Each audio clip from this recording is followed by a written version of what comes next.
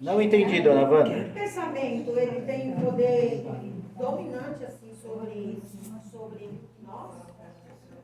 O que é o No pensamento? caso aí, estou chegando a uma conclusão que o pensamento, ele engloba... O pensamento é a manifestação do teu desejo e da tua vontade, do que você é, do que você sente. Então não é o pensamento, é você. O pensamento é o meio como isso acontece. É a materialização disso no plano espiritual, para depois se manifestar no plano físico. Dominar ele Para dominar ele, a gente só vai entender quando a gente entender como ele funciona a fundo. Por isso que a gente está tentando aprender como ele funciona a fundo, para que nós tenhamos força e consciência para despertar nossa vontade, nossos desejos, e colocar os meios para controlar, para educar o nosso pensamento em ação. Muitos de nós falam, como é difícil isso que os espíritas falam, de educar pensamento, transformar sentimento. Porque a gente não conhece a fundo o mecanismo como isso se dá. Então você a fundo não enxerga a necessidade disso. A partir de agora você vai ver por uma outra ótica.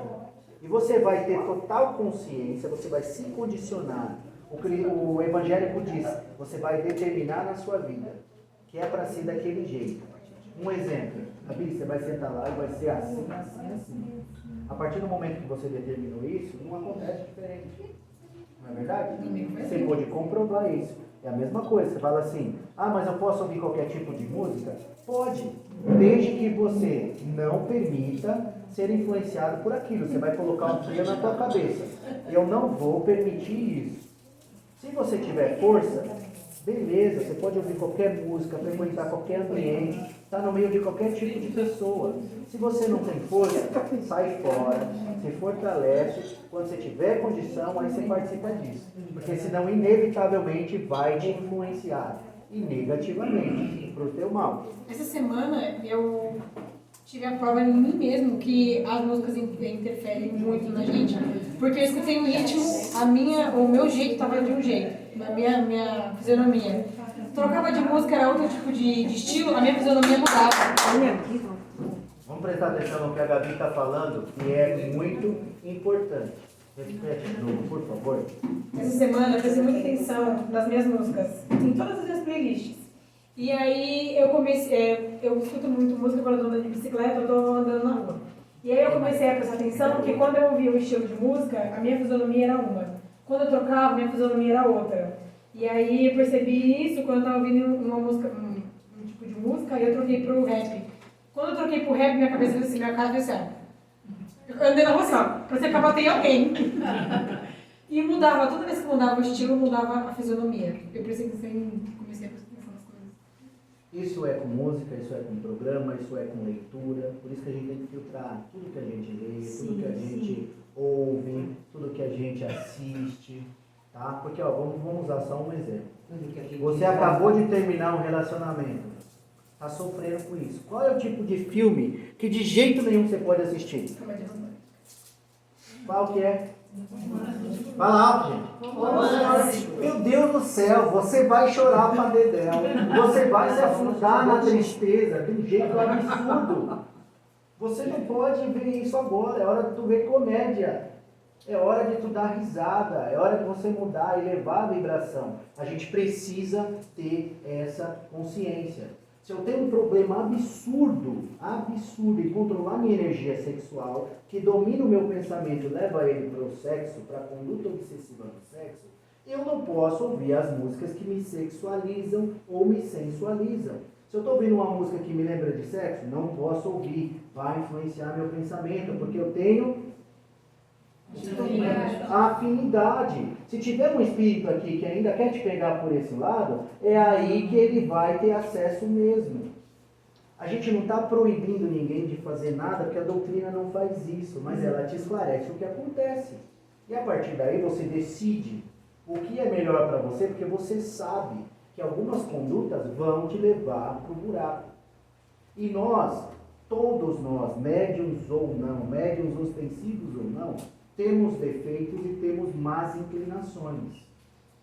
Uns num campo, outro no outro. mas a gente sabe que tem. A partir daí, a gente tem que ficar longe daquilo que pode levar a gente. Julião, responde aí. Se eu tenho problema com droga, eu posso andar na biqueira, na quebrada, nos baile funk da vida, ou qualquer outro lugar onde a droga circula? Não. Por quê, Julião? Pode vai te chamar aqui. É óbvio. E se a minha defesa está baixa, o que vai acontecer comigo? Inevitavelmente eu vou ceder.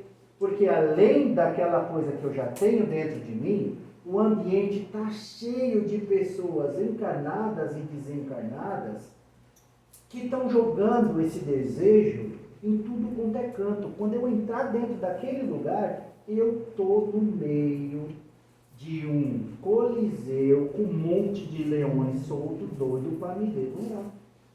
Fato. Quando eu entro na casa espírita, eu estou num ambiente totalmente oposto. Por isso que eu tenho aquele incômodo no começo, que a minha vibração não está igual ao lugar, e aí aquele poder vai começando a me influenciar, esses fluidos vão agindo sobre mim, eu vou começando a tranquilizar minha mente, minha respiração, lembra que a gente falou em mim? E aí eu vou me equilibrando, vou me acalmando, vou me serenizando. A mesma coisa quando a gente faz oração, que a gente faz pouco. Faz muito pouco. A gente se eleva, a gente traz para nós os bons espíritos. E a presença dos bons espíritos, por um perispírito que irradia a luz, que afasta naturalmente os espíritos inferiores, a presença dos bons espíritos afasta os bons espíritos. A gente não precisa ser perfeito, só precisa querer, buscar, estabelecer um canal de ligação. Quando a gente se propõe a orar, a gente faz isso. E a gente é imperfeito, tem um monte de B.O., faz tudo errado ainda, mas naquele momento a gente se equilibra. Entenderam? Sim. E isso é válido, assim, tipo, a gente trabalha dentro da sala de passe, nós sabemos que nós, médicos trabalhadores, não podemos beber nem fumar e tal, nossas energias, nossos fluidos. E isso é válido, vamos supor, se nós passistas, vamos, por exemplo, uma festa, aí lá a gente bebe, né? E na segunda-feira a gente tem que dar paz. A gente vem dar paz. Na minha concepção, eu acho que isso está errado. Se eu fiz isso, eu tenho que ficar fora, pensar, refletir. A gente foi na festa que dia? Vamos, domingo. No domingo. E na segunda é dia de trabalho. Dia de trabalho. Terminou? Posso falar? E também, Pode assim, continuar.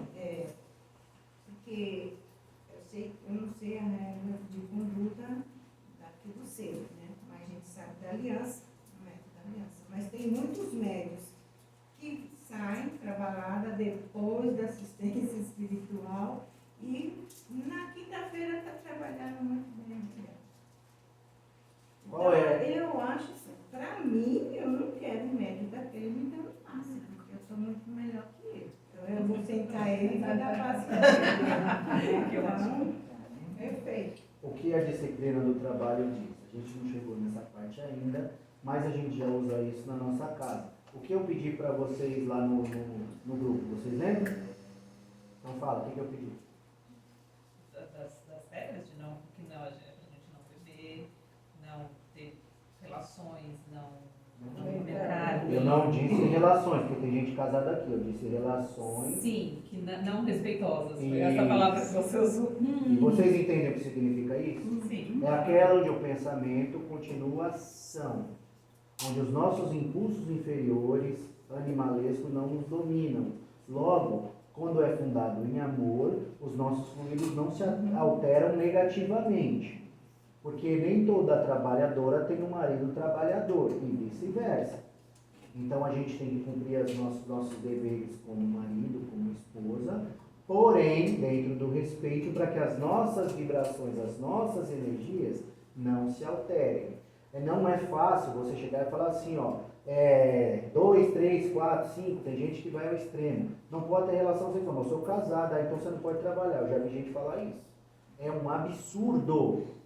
É um absurdo. A vida remete a relacionamentos, porque nós temos que crescer e nós só crescemos nos relacionamentos com outras pessoas, seja relacionamento conjugal, de trabalho, em qualquer outro lugar onde nós vamos ser provados. A gente precisa viver em sociedade, senão a gente viveria recluso, a gente não se envolvia com ninguém, né?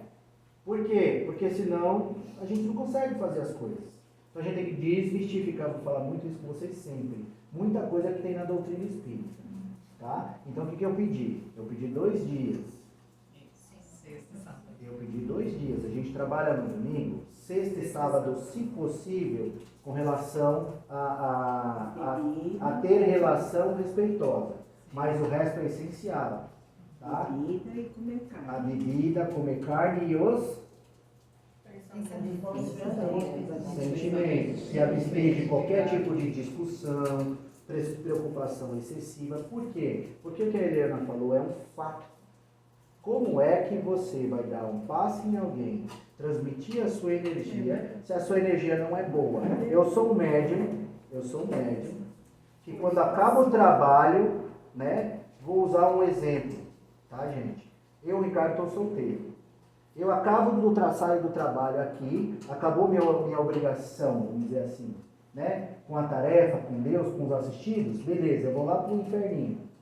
E sem respeito nenhum, eu satisfaço os meus desejos e as minhas vontades. Essa energia vai embora no dia seguinte? Não. Vai ou não? Não. Aí eu vou dar um passe, gente, pelo amor de Deus, uma pessoa que tem um problema de obsessão sexual, o que eu vou fazer com essa pessoa? Eu vou levar o termômetro dela de tolerância ou de intolerância, vamos dizer assim, ao extremo. Eu vou aguçar isso na pessoa. Eu vou transformar a vida dela num inferno, porque o meu fluido vai atuar sobre ela. Da mesma forma, se eu bebo e o cara tem um problema com álcool, da mesma forma, se eu uso droga e o cara que está aqui tem problema com droga, da mesma forma que eu tenho qualquer tipo de vício moral, e o meu irmão aqui também tem vício moral. Se eu estou com a minha mente destruída, porque eu tive uma discussão onde eu fiquei colérico, e esse meu irmão aqui vive se irritando com facilidade, agride a esposa quando perde a cabeça, machuca os filhos, briga na rua, o que eu vou fazer com esse indivíduo se eu transmitir essa energia para ele? Então o que é fundamental? A gente ter uma disciplina. A questão é o seguinte, nenhum de nós espíritas tem o direito de obrigar você a deixar de beber para você trabalhar. Isso é consciencial. Mas se eu sei que você está bebendo um dia antes de trabalhar, é a minha obrigação moral tirar você da tarefa. Só que a gente não sabe o que o outro está fazendo. Aí a consciência. Então é a consciência de cada um. Ele tem que entender que ele pode estar prejudicando muito uma pessoa que está vindo na casa em busca de auxílio, de amparo. Porque eu tenho que estar no meu melhor aqui. Principalmente no bendito passe chamado P3. Abençoado.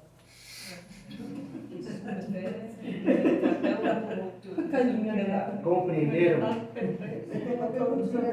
Tudo isso aqui é para preparar vocês para o momento do passe. Por isso que a gente tem que entender como a nossa energia funciona. Para que a gente possa dar o melhor de nós. E para que a gente saiba que a gente não está dando o melhor de nós quando a gente não se adequa a essa realidade espiritual. A gente se coloca em risco e a gente ainda pode levar risco para outras criaturas. Tá? Então, por isso que a disciplina é fundamental. O que seria o passe P3? Sou novata, gente. Eu perguntei. Também fiquei curiosa. Vocês entenderam? Vou botar você. Eu falei pra Roseli que te joga no chão de chuva. Essa, eu posso responder? Deixa eu te falar. O passe P1 é um passe. Quer explicar? O passe P1 é um passe físico, voltado para a saúde e equilíbrio físico do assistido. Mas também pode ser um passe que injeta ânimo. Sabe quando a pessoa está deprimida, que ela não tem ânimo para fazer nada? Pode ser um passe que transmite, que muda essa energia do assistido e dá para ele vigor. Vigor para decidir, vigor para buscar o que é preciso, para se animar na vida e tudo mais. O passe P2 é um passe misto. Ele é físico e espiritual. Ele atua em pequenas obsessões,